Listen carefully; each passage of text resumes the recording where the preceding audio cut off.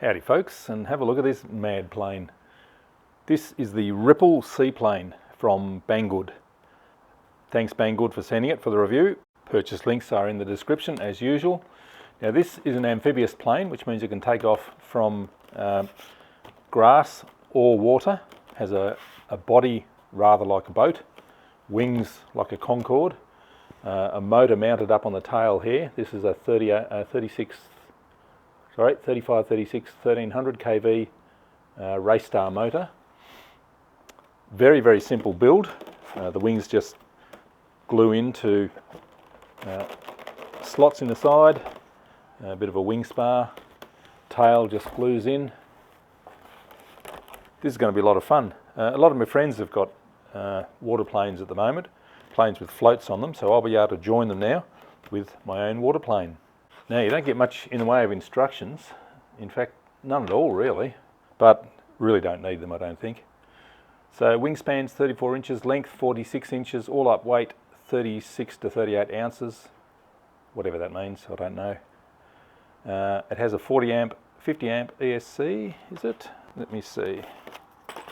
It has a 40 amp NDER brushless ESC with reverse function, so that'll be interesting. I might be able to reverse it along the water.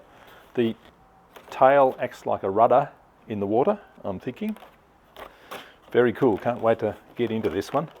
Let's have a look at some of the other things that come with it. You get a plastic sort of landing skid to glue onto the bottom, prop adapter, engine, cowl, nuts and bolts. Really nice FPV mount to replace the canopy. It goes in there, and it has a nice little anti-vibration mount as well. Banggood also sent me a couple of micro FPV backpack camera and transmitter, so I'll be able to try them on this plane. That looks like fun. Push rods, carbon fibre push rods with clevises connected, wing spars, a funky set of decals. So first off, I'm checking the elevons and the hinges, and they're nicely formed hinges, no problems with them at all. And I have to put the control horns in. There's a packet with 2 for the elevons and 2 separate packets, one for the elevator and one for the rudder. So there's 2 screws per control horn, and that just screws into a little backing plate in the normal way, and there's 4 of them to fit. Elevons, rudder and elevator. Now I'm just using hot glue to glue the wings in after fitting the wing spars. There's 2 of them, a longer one at the back, short one at the front. I don't think hot glue was the best idea for this, because it takes a bit of wiggling to get them in, and the hot glue is hardening all the time. So I would recommend something like Gorilla Glue or epoxy to glue them in for a easier time. Bit of hot glue to glue the canopy on. That works okay for me. There's probably different glues you can use. Now I'm fitting the elevon push rods. There's 2 the same size for that. They slot into a guide on either side of the fuselage.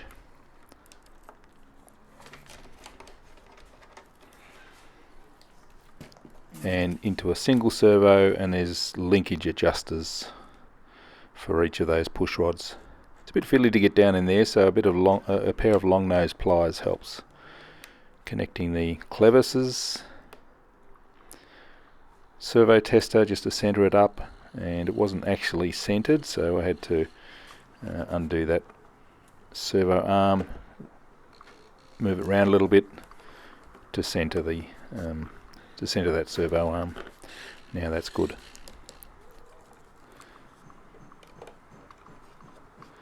And it's a 1.5mm Allen key or hex wrench for that little adjuster. Same with the elevator, and same with the rudder.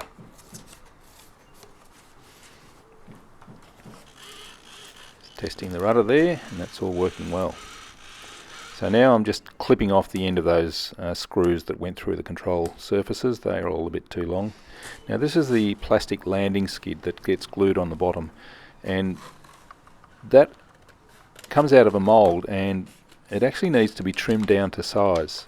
There's actually the mould line you can see along the edge, which is where it should have been trimmed off, but I needed some scissors to cut that off.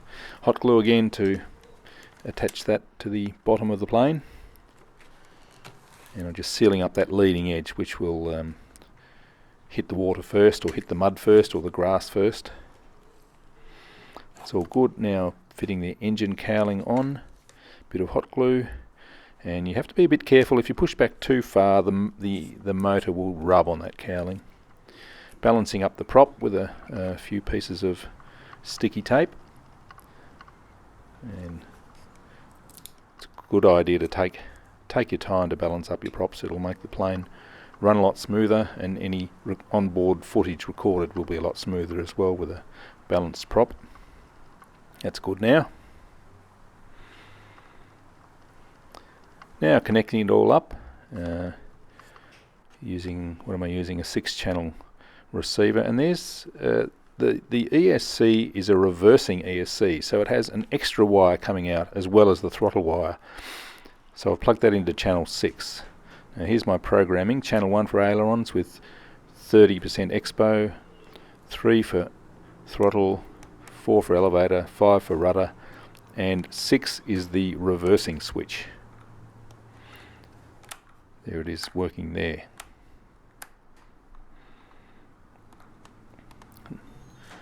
Time to plug it in, and won't bind because my radio is too close. There we go, that's right now. All the surfaces are working, not all in the right direction. I'll adjust them later on. The motor's working, and I'm just checking the function of that reversing switch to see how it works, because I've never seen one before. So flick the switch, you hear 2 beeps from the ESC, and then the motor has reverse direction. It's pushing forward. Flick the switch again, listen for 2 beeps, and now that's pushing backwards. Very interesting. Alright, I'm using a 3-cell 2650 battery, and I'm running it up to check the maximum current, and it gets up to about 21 amps. 40 amp ESC is handling that no problems at all.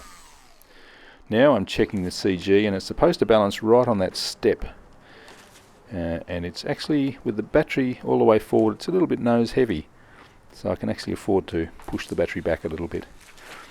Time to put the decals on.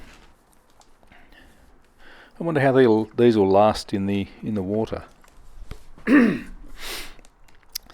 Doesn't matter, I'm not a big fan of decals anyway.